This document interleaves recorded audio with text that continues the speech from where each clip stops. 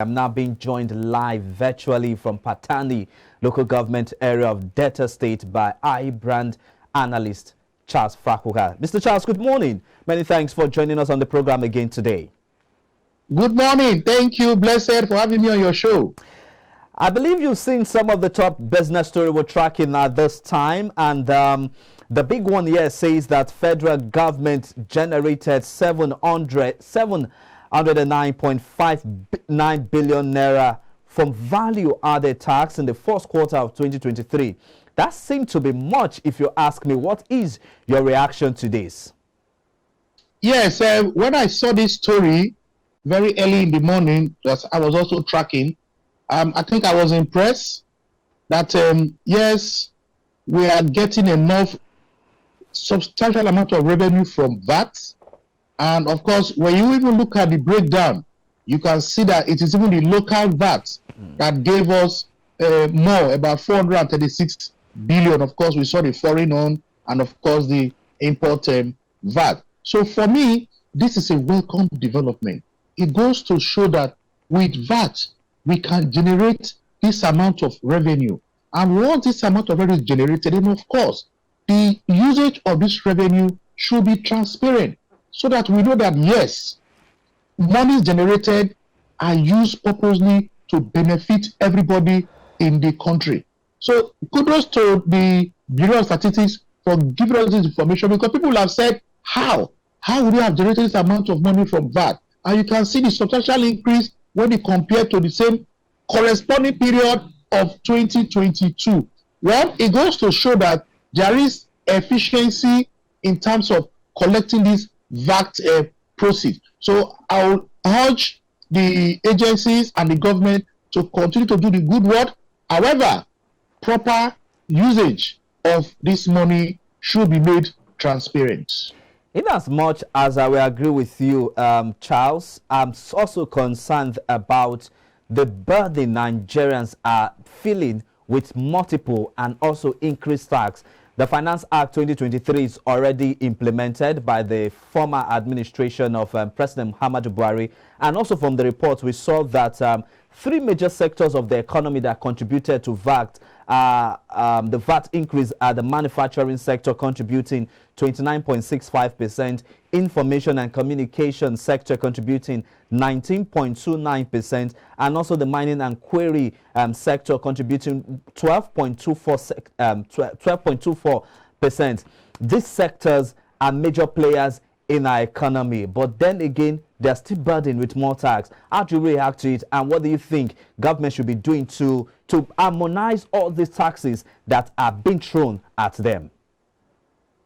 Yes, I will agree with you that, yes, for an economy and the people to live a very comfortable life, at least standard of living, they shouldn't be burdened with so much tax. However, if you look at VAT, it's value-added tax. So it is the value that has been added, and it is being on goods and services. Okay, so for me, yes, the agencies have done their calculation very well. These are goods that have been purchased, and you pay a little amount of money on top of it. For me, yes, it might seem as if it's a kind of burden, but however, if it is going to be used to improve the quality of lives of the average Nigerian, I think it will not be a much burden that all of us just have to make. For me, it's a necessary sacrifice we have to make to improve lives, the quality of lives of the average Nigerian. Okay, so let's look at the next story here. The Center for the Promotion of Private Enterprises is calling on the Nigerian National Petroleum Company Limited, that's the NNPCL, to reduce the cost of the pump price of petrol. And they are saying here that if the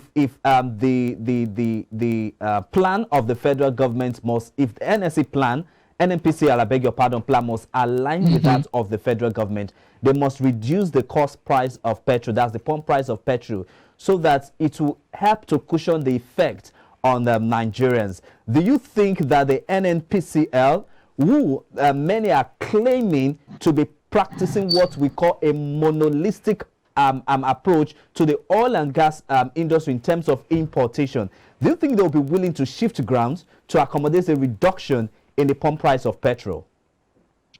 Yes, I think I will agree with one of our best business analysts by way of Dr. Mubara Yusuf from making as a DG of CPPE.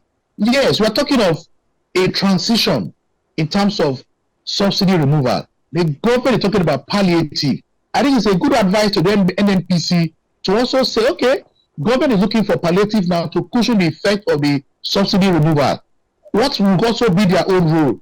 If they have said 500 naira, 550, 470 and all that, they can reduce it a little bit compared to what other marketers are selling as a way of assisting or collaborating government palliative measure. It's a temporary measure because of we are transiting to a full deregulation. So I think I support Dr. Muda Yusuf for making that assertion, and I think the NNPCL should look at it and also see it as a form of their own social corporate responsibility in terms of ameliorating the pains that this subsidy removal will come.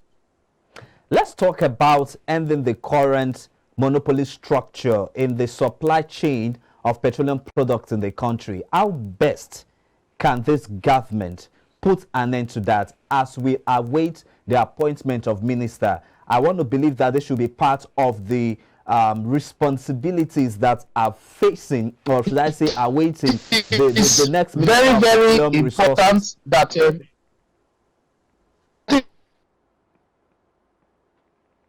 Charles, are you there? Good to have.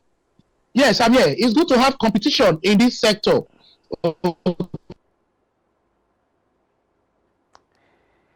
It's a raining Wednesday in the city of Lagos, so we can understand the glitches we are having with network connection. But notwithstanding, though, just to inform you that we're having analysis of some of the top business stories that we're tracking at this hour. Charles, are you reconnected now?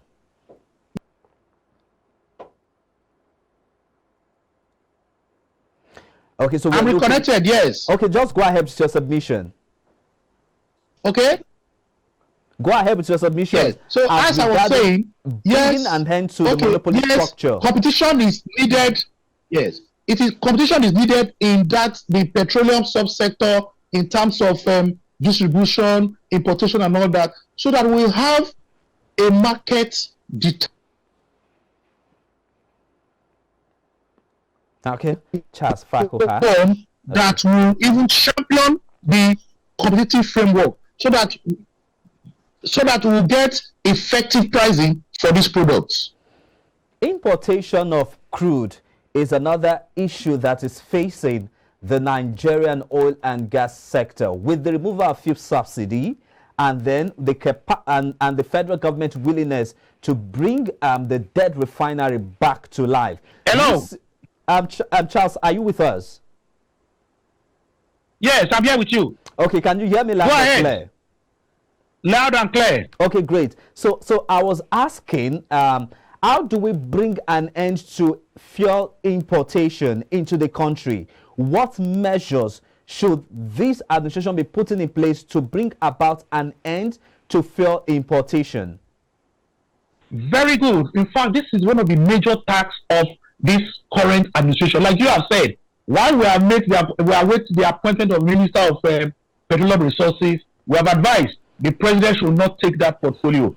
The first thing this government needs to put in place is, let us ensure that the existing refineries are functional. We're not even saying let them be up to 100% capacity, but let it be functional. We have engineers who can do it. At the same time, license more refineries. We have seen the Dangote refinery. License more of modular refineries. Like I speak to you from Delta State now, I can see that the people are ready for modular refinery. And if these refineries are licensed, they are giving guidelines to operate, then we will see a lot of course, they will also get their crude from the government at affordable rate, and they will refine, will have quality of this product